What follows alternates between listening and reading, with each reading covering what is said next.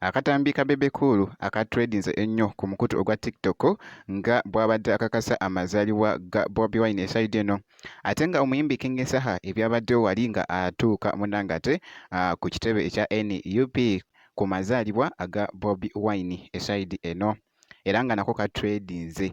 Naye nga sinaba kubeera nga nkwako katambi ako aka King Saha, leka ate nkutegeezeeko nti akatambi kano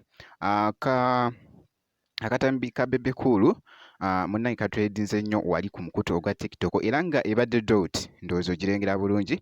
Bebe Cool ali waggulu wali, omukulu Bobi Wine ebyabaddewo wali nga bigenda mu maaso nga kali awo wansi, era nga bw'okalaba akatambi kano katredinze nnyo, era nga wali Bobi Wine babadde nga bamuyimbira happy birthday munnange. Kati nga wano Bebe Cool naye nga munnange era ndowooza ogezaako okulaba ekigenda mu maaso awo muganda wange.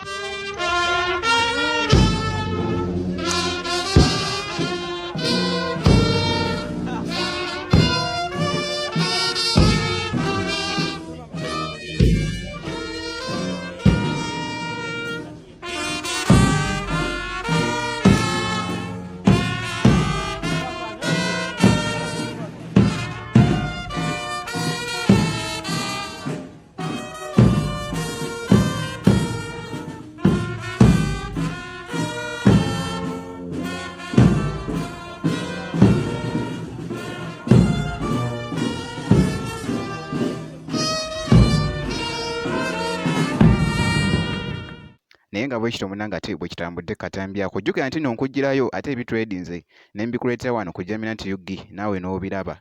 Kati awo kankuggyeewoko ate nkutegeezeeko nti nno King Saha era ku sayidi y'emu, jjukira nti nno ekyabadde wali munnange ate ku kitebe ekya NUP munnange kyabadde kirala nnyo.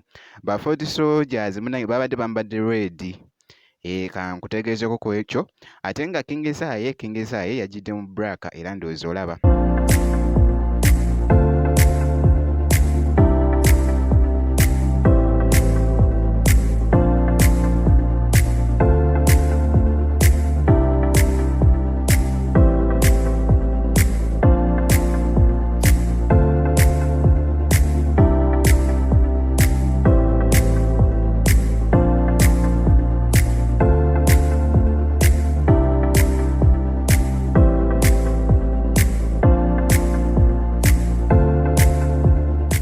Kosa n'ababadde bawolekeddeko King Saha era nga bo balaba nga bambadde bya black esayidi eno, era nga bolaba munnange mu katambi ako nako katredinze nnyo ate wali ku mukutu ogwa TikTok. Naye nga munnange kyatambudde ddala bulungi nnyo munnange ate amazaalibwa g'omukulu ate Bobi Wine esayidi eyo, era nga bw'atyo munnange ate King Saha bwe yalabiseeko ate eyo eruuyi eyo ku kitebe ekya NUP wali ekavule munnange ate ku mazaalibwa ga Bobi Wine.